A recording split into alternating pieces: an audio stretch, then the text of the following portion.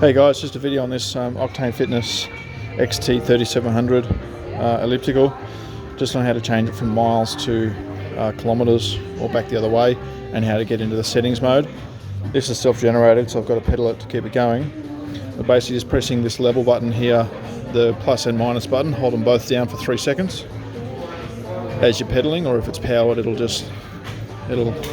can press this just if you got it powered and it's not self-generating.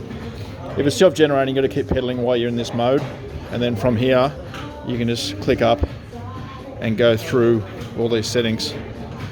You can turn the beep on and off. When you get into one setting you want to change, you just press the enter button and it will go up or down. In this case I'm trying to get some miles and kilometers, so you got metric and English, so you can change to metric there by pressing the enter button. And then if you keep scrolling through language, when you get to exit, just hit the enter button and it will exit out of the maintenance mode. Thanks guys.